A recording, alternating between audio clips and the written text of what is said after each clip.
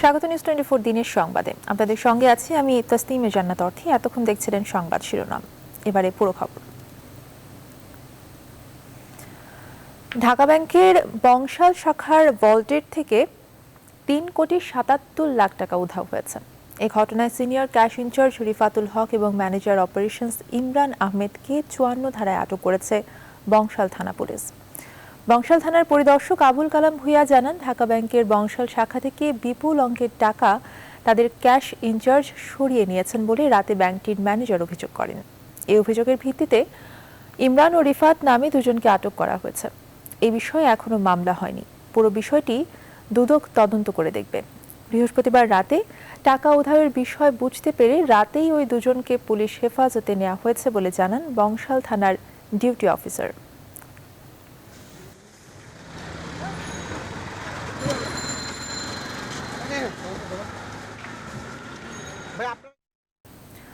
ঢাকার বিমানবন্দর থেকে গাজীপুর পর্যন্ত সড়কে নির্মাণ হচ্ছে বাস র্যাপিড ট্রানজিট প্রকল্প। 10 বছর আগে কাজ শুরু করা এই প্রকল্পে সময় বাড়ানো হয়েছে 4 দফা, তবুও প্রকল্পের অগ্রগতি সামান্যই। কিন্তু এই প্রকল্প বাস্তবায়নের কারণে ঢাকা ময়মনসিংহ রোডে বিমানবন্দর থেকে গাজীপুর অংশে সীমাহীন ভোগান্তি পোহাতে হচ্ছে মানুষদেরকে। এখন তাদের একটাই প্রশ্ন, কবে শেষ হবে এই দুর্ভোগ? এ বিষয়ে আরো তথ্য জানাতে আমাদের সাথে যুক্ত হচ্ছেন সহকর্মী আরিফিন শাকিল। শাকিল, দীর্ঘদিন ধরে এই ভোগান্তি পোহাতে হচ্ছে মানুষকে। আসলে এই ভোগান্তিটা কিসের কারণে, সড়কের সমস্যাটা কি এবং এই পথে চলাচলকারীরা আসলে এই বিষয়ে কি বলছেন?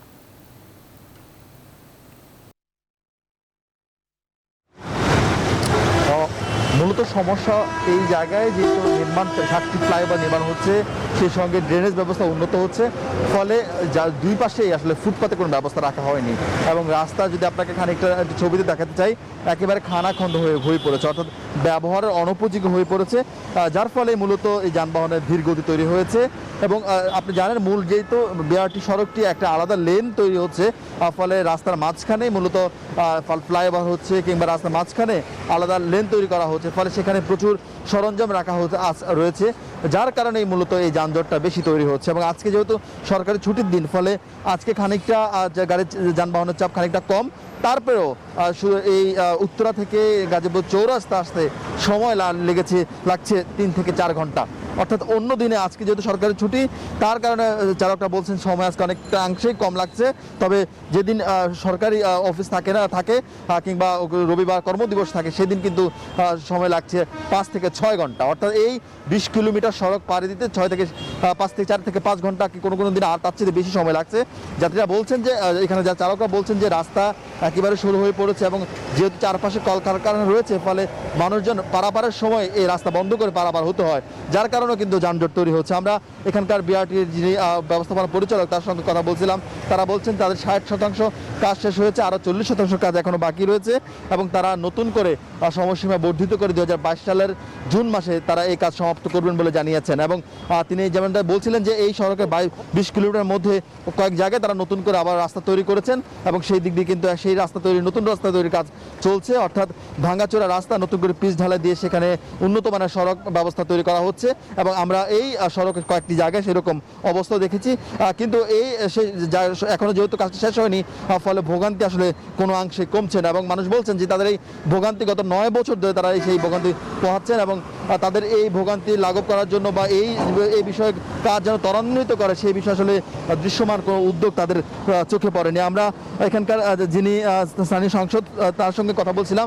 তিনি বলছেন স্থানীয় মানুষের সমস্যার সমাধানে আগামী রোববার থেকে এখানকার যে জয়দেবপুর রেল স্টেশন থেকে ঢাকার কমলাপুর রেল স্টেশন পর্যন্ত 3টি বিশেষ ট্রেন চালু হবে এবং সেই ট্রেনে চলাচল শুরু হলে সাধারণ মানুষ যারা ঢাকামুখী হন কিংবা গাজীপুরে আসতে চান, তাদের ক্ষেত্রে হয়তো অনেকাংশেই সময় সাশ্রয় হবে এবং তাদের যাত্রা অনেকটা আরামদায়ক হবে। তবে এটি একেবারে সাময়িক একটি পদক্ষেপ। যারা এখানকার মানুষজন বলছেন যে দ্রুত যেই সময়সীমা নতুন করে দেওয়া হয়েছে, 1 বছর বাড়ানো হয়েছে, 2022 সালের জুনের মধ্যে যেন কাজটি সমাপ্ত হয়, সেই জন্য সরকারকে উদ্যোগ নেওয়ার আহ্বান জানিয়েছেন। তারা বলছেন যে বারবার এই কাজের যে সমস্যা বাড়ানো হচ্ছে, তাতে করে কাজ যেমন করে নিম্নমানের হচ্ছে, তেমনি নতুন করে মানুষের ভোগান্তি কিন্তু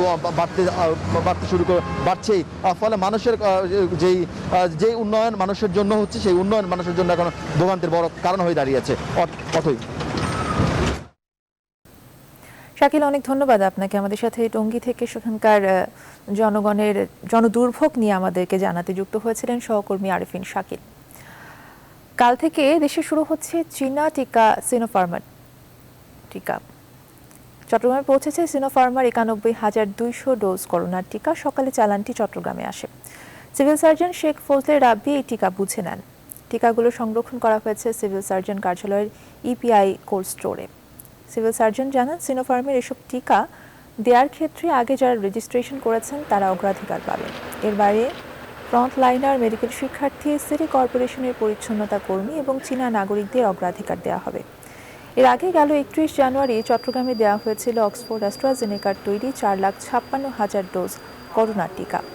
পরে ৯ এপ্রিল দ্বিতীয় দফায় আরও ৩,০৬,০০০ ডোজ টিকা দেওয়া হয়। যারা এর পূর্বে রেজিস্ট্রেশন করেছিলেন কিন্তু ভ্যাকসিন পান নাই, তারা সর্বপ্রথম অগ্রাধিকার পাবেন। একইভাবে আমাদের যে সমস্ত স্বাস্থ্য সেবাকর্মী, ডক্টর এবং পুলিশ ভাইয়েরা যারা আমাদের ফ্রন্ট লাইনার, তাদের ভিতরে যারা রেজিস্ট্রেশন করা আছে ওই কেন্দ্রে কিন্তু প্রথম ডোজ পান নাই, তারাও অগ্রাধিকার পাবেন। চলমান বিধিনিষেধ এবং লকডাউনের মধ্যেও সীমান্তবর্তী জেলায় কমছে না করোনা সংক্রমণ এবং মৃত্যুর হার। রাজশাহী মেডিকেলের করোনা ওয়ার্ডে আরও ১২ জনের মৃত্যু হয়েছে। কুষ্টিয়ায় ২৪ ঘন্টায় ৩৮৮ জনের নমুনা পরীক্ষা, ১৫৬ জনের করোনা শনাক্ত হয়েছে। শনাক্তের হার ৪০%। করোনা নিয়ন্ত্রণে কুষ্টিয়া এবং মিরপুর পৌর এলাকায় বিধিনিষেধ চলমান, তবে এসব বিধিনিষেধ উপেক্ষা করেই চলছেন সাধারণ মানুষ। গোপালগঞ্জ পৌরসভা, কাশিয়ানী উপজেলা সদর এবং মকসুদপুর পৌর এলাকায় আজ থেকে ৭ দিনের লকডাউন আরোপ করেছে স্থানীয় প্রশাসন। এছাড়া রাজশাহী, ঠাকুরগাঁও, চুয়াডাঙ্গা, দিনাজপুর সহ বিভিন্ন স্থানে চলমান রয়েছে লকডাউন। কুড়িগ্রাম পৌরসভার ৩টি ওয়ার্ড, জামালপুর ও মোংলা পৌর এলাকায় বিধিনিষেধ বলবৎ রয়েছে, তবে বেশিরভাগ স্থানে ঢিলেঢালাভাবেই পালন করা হচ্ছে এসব বিধিনিষেধ।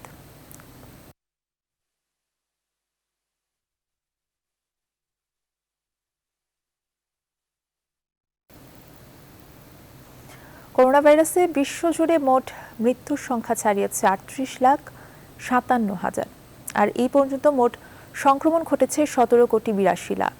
এদিকে ল্যামডা নামে করোনা ভাইরাসের নতুন ভ্যারিয়েন্টের সন্ধান দিয়েছেন বিজ্ঞানীরা। বিশ্ব স্বাস্থ্য সংস্থা বলছে, এরই মধ্যেই ধরনটির ২৯টি দেশে খোঁজ মিলেছে।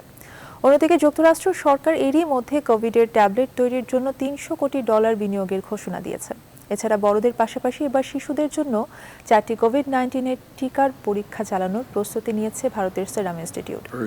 2 থেকে 18 বছর বয়সীদের মাঝে শুরু হতে যাওয়া এসব টিকা হলো কোভ্যাক্সিন, BBV154, জাইকোড ডি এবং কোভোভ্যাক্স। এদিকে পাকিস্তানে করোনা মহামারীর মাঝে আগামী জুলাই মাস থেকে পাকিস্তানে এসএসসি ও এইচএসসি পরীক্ষা গ্রহণের সিদ্ধান্ত নেওয়া হয়েছে। এছাড়া আসন্ন অলিম্পিক গেমস শুরুর 5 সপ্তাহ আগেই রাজধানী টোকিওর জরুরি অবস্থা তুলে দেওয়ার ঘোষণা দিয়েছে জাপান সরকার।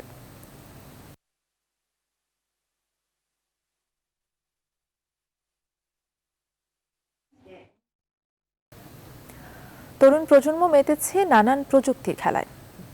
ইন্টারনেট দুনিয়ার রঙিন তামাশায় অনেকে চিন্তিত তাদের সন্তানদের ভবিষ্যৎ নিয়ে। টিকটকের মতো এসব অ্যাপগুলোয় অনেক সময় দেখা যায় অশ্লীলতার ছড়াছড়ি। এরই মধ্যে অনেক টিকটকার নিজেদের ভুল বুঝতে পেরে স্বাভাবিক জীবনে ফিরে এসেছে। পুলিশ বলছে, এই টিকটক থেকে ভালো কিছুই আশা করা যায় না, তবে অভিভাবকদের নজরদারি গুরুত্বপূর্ণ। আসাদুজ্জামান কাননের ক্যামেরায় বিস্তারিত জানাচ্ছেন মৌ খন্দকার। শাহজাহানের চাইতে কম ছিল না, শুধু বাজেটের জন্য তাজমহল বানাইতে পারি নাই। জীবন মাহমুদ একজন টিকটকার, তার সহযোগী দুর্জয় রাসেল। তাদের এই টিকটক নৃত্য শুধু পুরনো দিনের অভিনয় বোঝাতেই।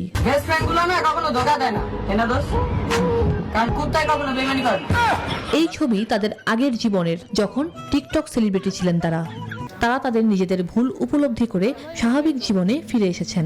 ভালো কিছু না থাকে তাহলে নিজের টাইম ওয়েস্ট করবেন না, কারণ আপনার ফ্যামিলি আপনাকে নিয়ে অনেক কিছু ভাবতে পারে। পোলাপান টিকটক, ফ্রি ফায়ার, পাবজি এগুলো যাতে আসক্ত না হয়। তো স্পেশালি আমি সাইবার অ্যান্ড স্পেশাল ক্রাইম বিভাগকে থ্যাঙ্কস জানাতে চাই। সব ধরনের ভিডিও আছে, মানুষজন যেটা ভালোভাবে বুঝতে পারে, ভালোভাবে বুঝে না, সবাই তো আর সব কিছু খোঁজে না। আইন শৃঙ্খলা বাহিনী বলছে টিকটক ভিডিওগুলোতে নেই কোনো শিক্ষণীয় বার্তা, উল্টো এসব ভিডিওর মাধ্যমে তরুণ প্রজন্মের কাছে ভুল বার্তা চলে যাচ্ছে। এই বিষয়ে সাইবার অ্যান্ড স্পেশাল ক্রাইম বিভাগের উপপুলিশ কমিশনার বলেন, যারাই ইন্টারনেটকে কুলুষিত করবে তাদেরকেই আইনের আওতায় আনা হবে।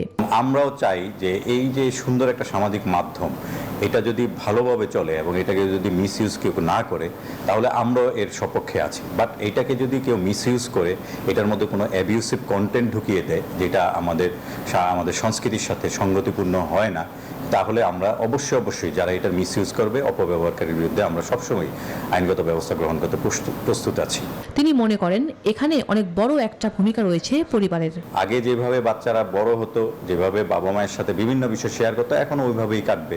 কোনোভাবে একটা খেলার মাঠ পাচ্ছে না বলে বাচ্চারা ডিভাইসের প্রতি আসক্ত হয়ে যাবে, এটাও আমরা মানতে পারি না। তাকে বলে দিও যে রেন্ডি গাছের লাগে টাক খেয়ে তার ভালোবাসার ব্যাপার স্মৃতি ভুলে গেছি গা। একসময় টিকটক করে যারা সময় পার করত, তারা আজ স্বাভাবিক জীবনে ফিরে এসেছে, যখন তারা বুঝতে পেরেছে যে এই টিকটকের মাধ্যমে ভালো কোনো কিছুই আশা করা যায় না। তারা বলছে জনসাধারণ সহ অভিভাবকদের এই বিষয়ে আরও সচেতন হতে হবে।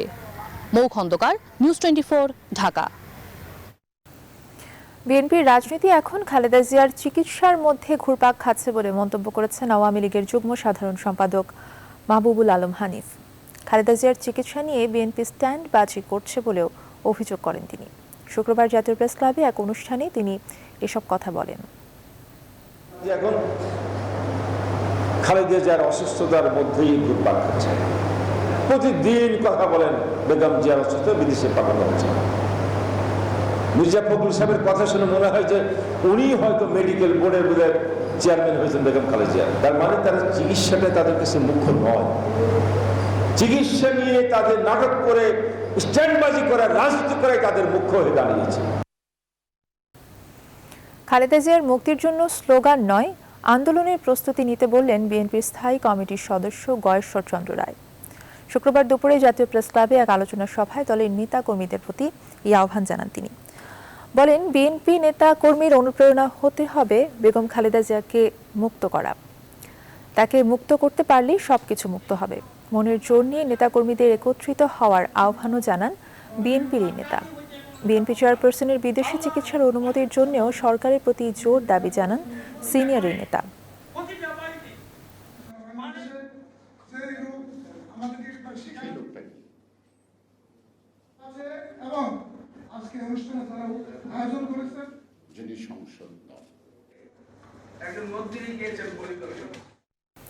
সংবাদের সময় হলো একটি বিরতি, সঙ্গেই থাকুন। আবারও স্বাগত, দেখছেন নিউজ 24 দিনের সংবাদ। সড়কে কিছুতেই থামছে না মৃত্যুর মিছিল। চট্টগ্রাম এবং কুমিল্লায় সড়ক দুর্ঘটনায় প্রাণ হারিয়েছেন 6 জন। চট্টগ্রামের পতেঙ্গায় বাস চাপায় মা মেয়ে সহ 3 জনের মৃত্যু হয়েছে। কুমিল্লায় বাস প্রাইভেট গাড়ির সংঘর্ষে নিহত হয়েছেন 3 জন, আহত হয়েছেন আরও 1 জন। পুলিশ জানায়, বৃহস্পতিবার রাতে ঢাকা চট্টগ্রাম মহাসড়কের সোয়াগাজী এলাকায় বাস প্রাইভেট কারের সংঘর্ষ হয়। এতে ঘটনাস্থলেই প্রাণ হারান 2 জন। গুরুতর আহত অবস্থায় একজনকে ঢাকায় নেয়ার পথে তার মৃত্যু হয়।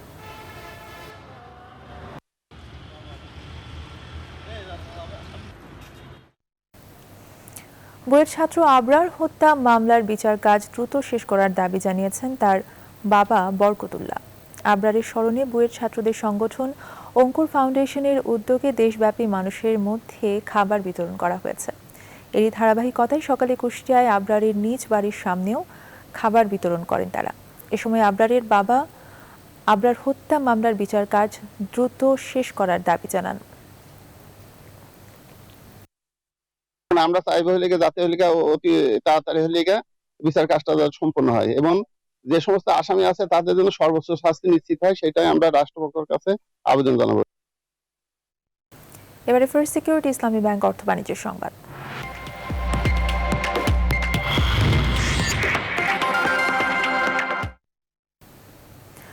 বাজেট সামনে, ঈদ কিংবা বৃষ্টি, এমন নানা অজুহাতে নিত্য পণ্যের দাম বাড়ছে রাজধানীর বাজারগুলোতে। চাল, মাছ, মশলা কোনো কিছুতেই স্বস্তি নেই গ্রাহকের। এক সপ্তাহের ব্যবধানে প্রায় সব ধরনের চালের দাম আবারও বেড়েছে 2 থেকে 3 টাকা। রূপালী ইলিশের দাম কমেছে বলে বিক্রেতারা দাবি করলেও এখনো কেজি 1000-এর ওপরে, তবে স্থির রয়েছে মাংসের দাম। সুলতান আহমেদ জানাচ্ছেন বিস্তারিত। ভোর থেকেই রাজধানীতে বৃষ্টি, থেমে থেমে আসা বৃষ্টির দিনেও ভিড় কম নয় রাজধানীর কারওয়ান বাজারে। মাছের বাজারে বাড়তি ক্রেতা থাকলেও সংকট ভালো মানের মাছের। বর্ষা আসার ঠিক শুরুর সময়ে নদী কিংবা হাওরের মাছের দেখা মেলা ভার। দামও বেশ চড়া, যদিও বিক্রেতাদের দাবি কেজিতে 200 টাকা কমেছে ইলিশের দাম। এই সপ্তাহে 1300 টাকা কেজি বিক্রি করতেছি, কেজিতে 200 কমছে। যে আগের মতো যে ইলিশ মাছের বছরের সন ঘুরছে, এখন আনসিজনে গিয়া ইলিশ মাছ ধরা পড়ে, সিজনে কোনো মাছ ধরা পড়ে না। মাছের আমদানি তো কম, পানি বাড়তেছে তো, এর জন্য মাছের আমদানি কম। হাওরের মাল বা নদীর মাছ আসার কথা, সেই হিসাবে মাছ আসছে নাই, এই কারণে বাজারটা একটু বাড়তি আছে। মাছের বাজার থেকে অস্বস্তি নিয়ে যারা মাংসের দোকানে যাচ্ছেন তাদের জন্য নেই তেমন সুখবর। গরু কিংবা খাসির দাম রয়েছে আগের মতোই, তবে কিছুটা বেড়েছে ব্রয়লার মুরগির দাম আর স্থির সোনালী মুরগি। একটা গরু আপনার 15 থেকে 16,000 টাকা, 16 থেকে 20,000 টাকা বাড়তি ক্রয় করতে হচ্ছে, যেহেতু আমাদের ক্রেতা কম, সামনে কোরবানি রেখে। গত সপ্তাহ থেকে ব্রয়লার মুরগি এই সপ্তাহ দাম বাড়ছে, এই সপ্তাহ 140 থেকে 45 টাকা বিক্রি করতেছি। চালের বাজারে স্বস্তি নেই বহুদিন ধরেই, মাঝখানে কিছুটা কমে আসলেও আবারও বাড়তে শুরু করেছে সব ধরনের চালের দাম। বিগত বছরগুলোতে যখন দেখা যায় বৈশাখে নতুন চাল যখন নামে, চালের দামটা অনেকটাই কম থাকে, কিন্তু এবার প্রথম দিকে কিছুটা কম থাকলে এরপর থেকে আস্তে আস্তে করে 2 টাকা 3 টাকা করে বাড়তেছে। কোরবানির ঈদ সামনে রেখে সরব হয়ে উঠছেন মশলা বিক্রেতারা। এরই মধ্যে কয়েকটি মশলার দামও বাড়তে শুরু করেছে বলে জানাচ্ছেন বিক্রেতারা। দারচিনির দাম বাড়ছে, লবঙ্গ দাম বাড়ছে, এমন কয়েকটা আইটেমের পেস্তা দাম বাড়ছে, কয়েকটা আইটেমের দাম বাড়ছে আর কি। সিন্ডিকেটের সরকার যদি কঠিনভাবে প্রতিহত করতে পারে বা সরকার যদি এটা দেখতে পারে, ইনশাল্লাহ কোনো মশলা বাড়ার সম্ভাবনা নাই। পাশাপাশি বেড়েছে আলু, পেঁয়াজ ও সয়াবিন তেলের দামও। সুলতান আহমেদ, নিউজ 24, ঢাকা। দেশে পর্যাপ্ত ধান চাল মজুদ থাকার পরেও চট্টগ্রামে বেড়েই চলেছে চালের দাম। এক সপ্তাহের ব্যবধানে সব ধরনের চাল বস্তা প্রতি বেড়েছে 200 থেকে 300 টাকা পর্যন্ত। হঠাৎ করে চালের দাম বাড়ায় সাধারণ মানুষের নাভিশ্বাস উঠেছে। চট্টগ্রামের চাল ব্যবসায়ীরা বলছেন, উত্তরবঙ্গের চাল ব্যবসায়ীদের চালবাজির কারণে চালের বাজার অস্থির। আরও জানাচ্ছেন নয়ন বড়ুয়া জয়। চট্টগ্রামের সবচেয়ে বড় চালের পাইকারি বাজার পাহাড়তলী ও চাকতাই। সেখানে চালের কোনো সংকট নেই, ঘোড়ান ভরা চাল, তবুও চালের দাম হু হু করে বাড়ছে। এক সপ্তাহ ব্যবধানে সব ধরনের চালের দাম বেড়েছে 200 থেকে 300 পর্যন্ত। আইটেম ওয়াইজ কোনো আইটেমে 100 টাকা, কোনো আইটেম 50 টাকা, কোনো আইটেমে 200 টাকা বাড়ছে। সবগুলোই বাড়ছে, কোনোদিন একেবারে চিকন থেকে মোটা সবগুলোই। সন্না সেদ্ধ 50 কেজির বস্তা বিক্রি হচ্ছে 2300 থেকে 2400 পর্যন্ত।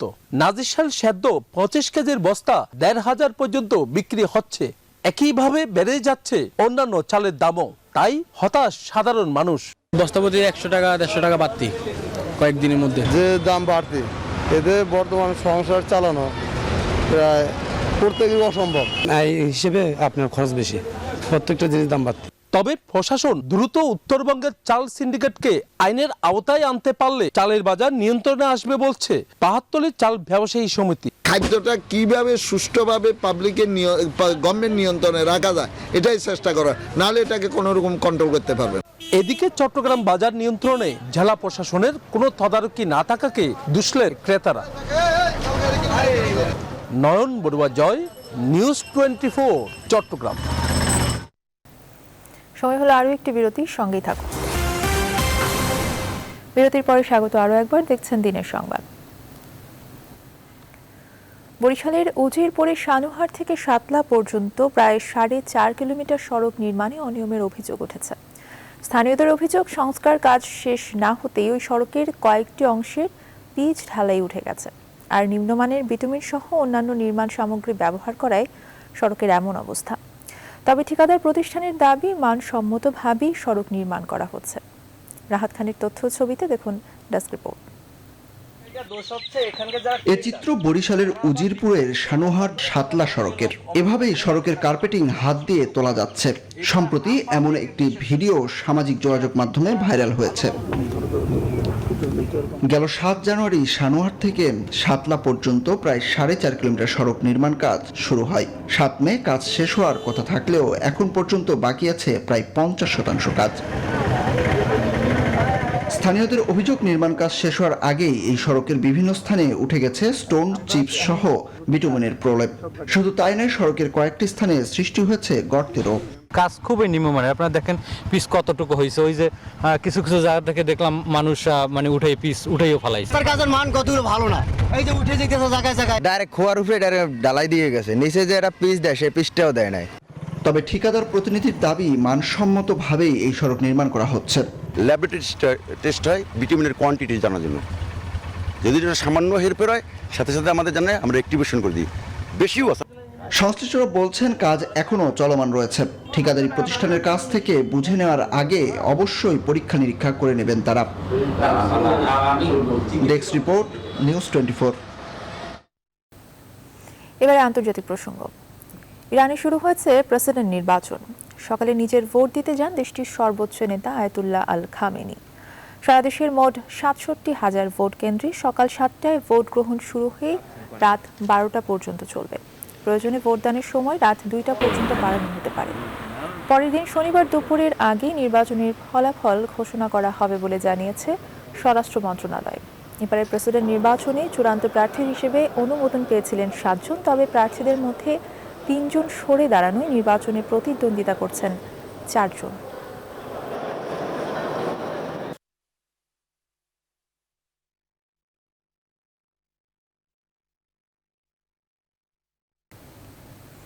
নতুন করে গাজায় বিমান হামলা চালাতে শুরু করেছে ইসরায়েলি সেনাবাহিনী। বৃহস্পতিবার রাতে কয়েক দফা বিমান হামলা চালানো হয়। এছাড়া জেরুজালেম সহ বিভিন্ন স্থানে ফিলিস্তিনি বিক্ষোভকারীদের ওপর সেনাবাহিনীকে চড়াও হতে দেখা গেছে। এদিকে নতুন সরকার গঠনের পর আভ্যন্তরীণ বিষয়ের পাশাপাশি কূটনৈতিক সম্পর্ক উন্নয়নে জোর দিয়েছেন ইসরায়েলের নতুন প্রধানমন্ত্রী নাফতালি বেনেট। দক্ষিণ পূর্ব এশিয়ার মুসলিম সংখ্যাগরিষ্ঠ দেশগুলোর সঙ্গে সম্পর্ক স্থাপনে আগ্রহী তেল আবিব।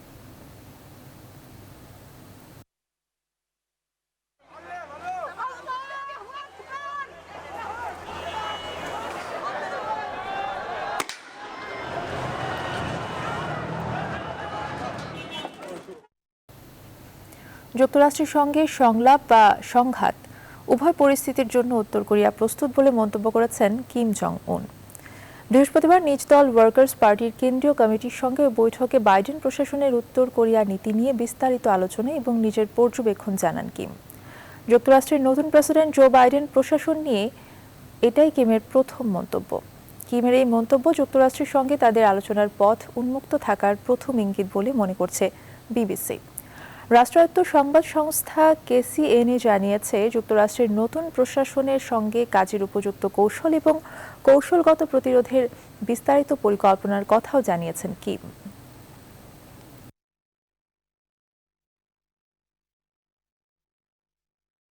অন্যরকম এক বাঁশিওয়ালার খবর দিয়ে শেষ করব এখনকার সংবাদ। বাঁশিতে ফু পড়তেই ঝাঁকে ঝাঁকে মৌমাছি এসে জড়ো হয় শরীরে, যেন হ্যামিলনের বাঁশিওয়ালা। বলছি যশোরের মহাতব মোড়লের কথা। সবাই তাকে চেনেন মৌমাছি মহাতব নামে। মৌমাছির প্রতি ভালোবাসা থেকেই এই অভ্যাস গড়ে তুলেছেন তিনি। এই খবর ছড়িয়ে পড়ার পর উৎসুক মানুষ এখন ভিড় করছেন তার বাড়িতে। রিপন হোসেনের তথ্য ছবি নিয়ে ডেস্ক রিপোর্ট। যশোরের কেশবপুর উপজেলার হাসানপুর ইউনিয়নের মোমিনপুর গ্রামের মহাতাব ২০ বছর ধরে মৌচাক থেকে মধু সংগ্রহ করে জীবিকা নির্বাহ করছেন তিনি। মধুর চাক ভাঙতে ভাঙতে মৌমাছির প্রতি তার ভালোবাসা তৈরি হয়। প্রথমে বালতি, টিনের থালার মাধ্যমে একটি দুটি মৌমাছি শরীরে বসতে থাকে তার, আর এখন বাঁশির সুরে হাজারো মৌমাছি এসে বসে। থাল বাজালো দেখলে আসলো, আসার পরে এখন মনে করেন বাঁশি বাজায়, বাঁশি বাজারও আসে, টাইম মাত্র 5 মিনিট। মহাতাব জানান, কাজটি ঝুঁকিপূর্ণ হলেও অভ্যাস হয়ে যাওয়ায় কোনো ভয় লাগে না। মৌমাছিকে আঘাত না করলে একটিও শরীরে হুল বসায় না। গেল মৌসুম থেকে বাঁশির সুরের এই কৌশল রপ্ত করেছেন তিনি। কোনো তন্ত্র মন্ত্র নাই, সম্পূর্ণ ক্যাপাসিটি কৌশল, আর কৌশলের মাধ্যম দিয়ে এই মধু কেন, চাক মৌ কেন, গোটা পৃথিবীর বুনো যত বুনো পশু আছে সবাইকে পোষ মানা সম্ভব। বাঁশির সুর শুনে ঝাঁকে ঝাঁকে মৌমাছি মহাতাবের শরীরে বসে চাকের আকার ধারণ করে। বাঁশি বাজানো বন্ধ করলে মৌমাছি পাশের বাগানে চলে যায়। এই দৃশ্য দেখতে প্রতিদিনই তার বাড়িতে আসছে অনেকে। এর বাড়িতে এসে যখন আমরা দেখি এই মৌমাছি উড়ে বেড়ায়, তখন আমরা যারা আশিক তাদের কারও কামড়ায় না। আমার খুবই ভালো লাগছে এখানে এসে। আমি খুবই আনন্দিত। নিজের এলাকায় একটি মৌমাছির খামার গড়ে তুলতে চান তিনি, এজন্য সরকারের সহযোগিতাও চান। Text report, news 24। আর এই ছিল এখনকার আয়োজন। এতক্ষণ সঙ্গে থাকায় ধন্যবাদ সবাইকে।